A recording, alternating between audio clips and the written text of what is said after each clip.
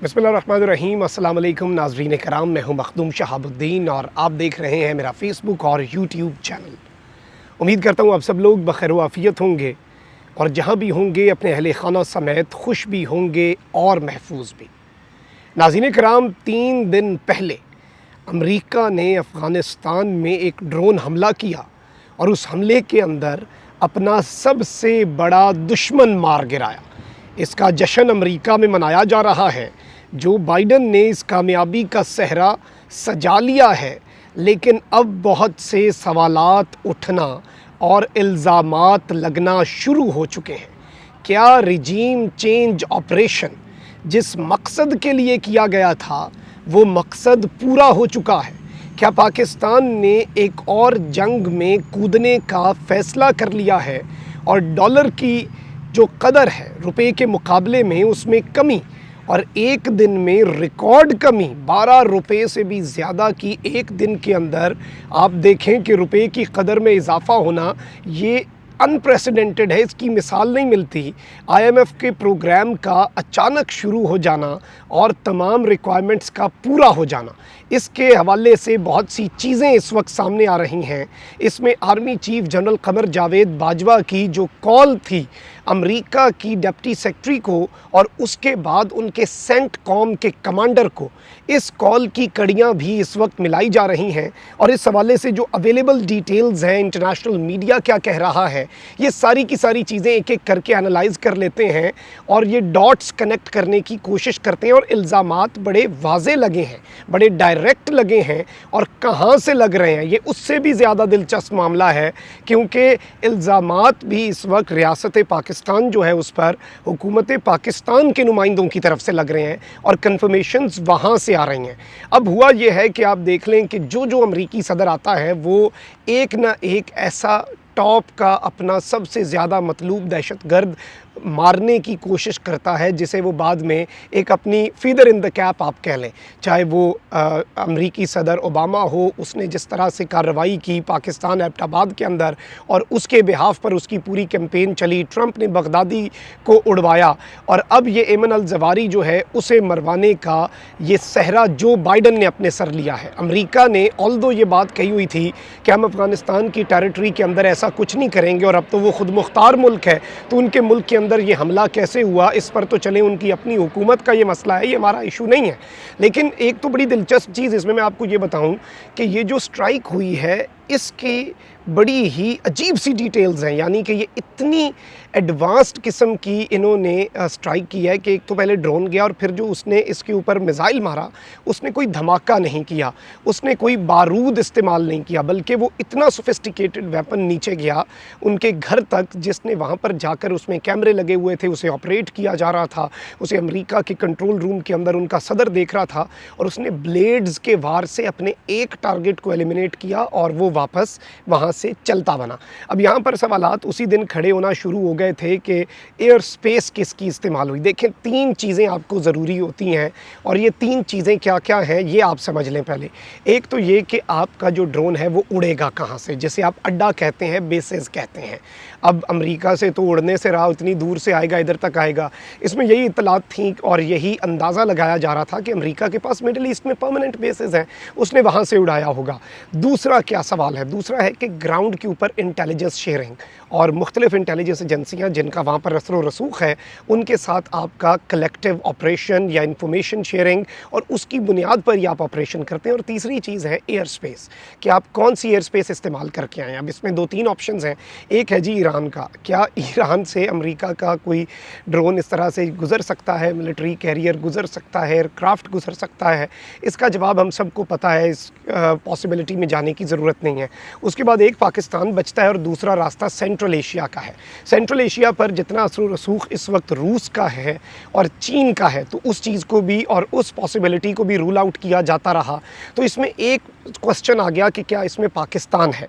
अब यहाँ पर मैं आपको ये बताऊँ कि अब बहुत से क्वेश्चंस जो हैं वो रेज़ होना शुरू हो चुके हैं और इन क्वेश्चंस के अंदर कुछ कड़ियाँ मिलाई जा रही हैं और मैं किसी कंक्लूजन पर जंप नहीं करूँगा, लेकिन आपके सामने एक पूरा केस जो इस वक्त बिल्डअप किया जा रहा है वो केस ज़रूर रखने की कोशिश करूँगा। मिफ्ताह इस्माइल साहब ने तकरीबन 1 डेढ़ हफ़्ता पहले एक स्टेटमेंट दी कि हमने IMF की तमाम तर शराइत को पूरा कर दिया है, लेकिन एक शर्त रहती है, मामला यहाँ पर ख़त्म। उसके बाद आप देख लें कि किस तरह से हमारे आर्मी चीफ़ ने वेंडी शर्मन जो डिप्टी सेक्रेटरी ऑफ स्टेट हैं उनके साथ रब्ता किया और उन्हें IMF का प्रोग्राम बहाल करने के हवाले से कहा। उस टाइम पर इमरान खान साहब ने एक इंटरव्यू दिया था और उन्होंने कहा था कि देखें, ये इस बात का वाज़े सबूत है कि अगर हमारे चीफ़ को वो काम करना पड़ रहा है जो उनका नहीं है, ये हमारे मईशत वालों का काम था, सिविलियन हुकूमत का काम था, और वो इस तरह दरख्वास्त कर रहे हैं तो वो भी आगे से कुछ मांगेंगे। जिस तरह अंग्रेज़ी में एक मुहावरा है कि there is no such thing as free lunch, वो बदले में कुछ मांग लेंगे। तो क्या इसमें हम उनके साथ कोई कॉम्प्रोमाइज़ करेंगे? और इमरान खान का तो मौक़िफ़ यही रहा है कि किसी की जंग में क्यों कूदें।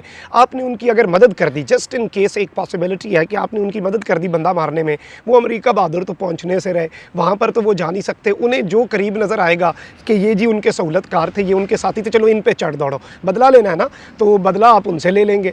अब यहाँ पर कुछ चीज़ें हैं जिन्हें आपने समझना है। उन्हीं दिनों के अंदर आपके आर्मी चीफ़ की सेंटकॉम के कमांडर से टेलीफोनिक गुफ्तगू भी होती है, और उसके बाद आप ये देख लें कि किस तरह से IMF ने फिर अब लेटेस्ट स्टेटमेंट कल दी है कि पाकिस्तान ने तमाम रिक्वायरमेंट्स पूरी कर ली हैं। मिफ्ताह इस्माइल साहब एक रिक्वायरमेंट की बात कर रहे थे और IMF कह रहा है कि अब पाकिस्तान बिल्कुल बेहतरीन है जी, सारी रिक्वायरमेंट्स पूरी हो गई हैं। उसके बाद अचानक रुपए की कदर में इजाफा, डॉलर के मुकाबले में रुपए का मुस्तहकम होना, ऑल्दो ये अभी भी इतना नहीं है, और इन्होंने तो डॉलर जो है 130-140 पे लाना था, इमरान खान 170-80 पे ले गया, ये तो 250 तक ले गए। तो अब वो वापस IMF के प्रोग्राम के बाद मज़ीद उसके अंदर 10-15 रुपये, 20 रुपये तक की कमी हो सकती है। और ये एक बहुत अजीब सी चीज़ है क्योंकि पाकिस्तान की हिस्ट्री में इतनी तेज़ी से रुपये की कदर में इजाफा नहीं हुआ। तो ये मौजज़ाती तौर पे जो कुछ हो रहा है इसे भी शक की निगाह से ऑब्वियसली देखा जा रहा है। अब इसमें कुछ इंटरनेशनल मीडिया की रिपोर्ट्स हैं और कुछ चीज़ें सामने आ रही हैं कि पाकिस्तान ने एयर कॉरिडोर जो है वो मिलिट्री फ़्लाइट्स को इससे पहले भी दिया था, कि ऑब्वियसली जब वो वहाँ से इनखला कर रहे थे, और उस हवाले से भी कुछ ख़बरें सामने आ रही हैं। उस हवाले से कुछ इंटरनेशनल मीडिया आउटलेट्स की ख़बरें जिनकी तस्दीक होना अभी बाकी है वो भी सामने लाई जा रही हैं। अब यहाँ पर मैं आपको बता दूँ कि अल जज़ीरा के हवाले से ये कोट किया जा रहा है कि जी उन्होंने ये तस्दीक कर दिया है कि हमने उन्हें अपनी जगह दे दी। अब यहाँ पर कुछ इल्ज़ामात हैं आपकी जो मिलिट्री इस्टेब्लिशमेंट है उसके ऊपर भी, और इसके अंदर डायरेक्टली एक्यूज़ भी किया जा रहा है। और ये एक मरतबा फिर से आप देख लें कि ये बात कहाँ से निकल रही है, ये मियाँ नवाज़ शरीफ साहब की तरफ से निकल रही है। ये इस हुकूमत के जो करता धरता तो असल नवाज़ शरीफ साहब हैं, शहबाज शरीफ साहब का क्या है, और उनके साथ रहने वाले नजम सेठी ने टीवी पर बैठकर, क्योंकि नजम सेठी साहब को आजकल जी मैं इस्तिस्ना हासिल है, वो कोई बात, कोई इल्ज़ाम, कुछ भी अपने शो में कह सकते हैं और उन्हें कोई कुछ नहीं कहेगा। और मुहिब्बे वतन तो लोग तो ज़ाहिर बात है ज़ेर अताब आ सकते हैं, उनका क्या है, वो तो फिर भी पाकिस्तान जिंदाबाद का नारा लगाएंगे। लेकिन आप ज़रा ये नजम सेठी साहब की बात सुनिएगा, क्योंकि नजम सेठी साहब को आजकल इस्तिस्ना हासिल है, तो उन्हीं की बात सुन लेते हैं। और इसीलिए ये मांग रहे थे राइट्स कि हमें अगर जरूरत पड़े तो we have to take him out, और हमारी इंटेलिजेंस यही है कि वो अफगानिस्तान में है। तो अब ये मेरा ये ख्याल है कि इनको ये जो राइट्स मांग रहे थे, इन्होंने पाकिस्तानीज़ के साथ शेयर की, इंफॉर्मेशन, इंटेलिजेंस शेयर की, नेशनल सिक्योरिटी एस्टैब्लिशमेंट को एक्सप्लेन किया कि एक टेररिस्ट हमें मिल गया है, हम उधर ही जाना चाह रहे हैं, और ये आपके इंटरेस्ट में भी है, हमारे इंटरेस्ट में भी है। एंड सो आई थिंक इसमें बहुत कोऑपरेशन हुई होगी वन टाइम, और जिसकी वजह से अमेरिका को उनके ड्रोन्स में जाके जो है ज़वाहिरी को टारगेट किया। मेरा ख्याल है इसके एक किस्म का उन्होंने शुक्रिया अदा भी किया है पाकिस्तान का कि थैंक यू वेरी मच, जो किया दुरुस्त किया, हमने किसी को डिस्टेबलाइज नहीं किया, हमने आपको नहीं डिस्टेबलाइज किया, आपके साथ शेयर करके एक common pursuit against terrorism. FATF भी तो यही है ना। तो हमने आपने मिलके हमने ये किया है, तो अब ठीक है, वी विल हेल्प यू। आपका वो जो सारे इश्यूज चल रहे हैं FATF, IMF, तो मेरा ख्याल है ये कॉन्टेक्स्ट था जिसके अंदर फिर शायद चरबाज ने सोचा होगा चलो जी फिर एक टेलीफोन पे खड़काइए और जी सादा जड़ा मसला होता है हल करो। तभी सेंटकॉम चीफ से भी बात हुई थी उसी तारीख में। तो मेरा ख्याल है कि वो फिर you scratch my back, I scratch your back, everybody is happy. You scratch my back, I scratch your back, everybody is happy. यानी आप हमारा काम करें, हम आपका काम करें। और ये मेन स्ट्रीम चैनल के ऊपर बैठकर नजम सेठी साहब ने तो बात कर दी है, और ये ख़तरे की घंटी है बिलाशुबा। इसके ऊपर मैं ये समझता हूँ कि ज़राए के हवाले से दावे करना कि हमने दी है, नहीं दी, अगर नहीं दी तो आप तरदीद करें, आप मंजर-ए-आम पर आकर कहें कि कितनी कॉपरेशन हुई है, कितना हुआ है, और ये चीज़ें क्लियर हो जाएँ, ताकि जो रूमर्स हैं, देखें रूमर्स उसी वक्त जन्म लेते हैं जब क्लैरिटी क्लैरिटी नहीं होती, और क्लैरिटी इस वक्त बड़ी ज़रूरी है क्योंकि पूरी कौम इस वक्त कंसर्नड है कि हम मुतहम्मिल हो सकते हैं एक और जंग के जो हम पर मुसल्लत की जाए। एक बड़ा अहम सवाल है। अल्लाह ताला हमारे प्यारे पाकिस्तान पर रहम करे, अल्लाह ताला हमें हकीकी आज़ादी देखने की तौफ़ीक अता फ़रमाए। अपना बहुत ख्याल रखें। अल्लाह निगहबान। पाकिस्तान जिंदाबाद।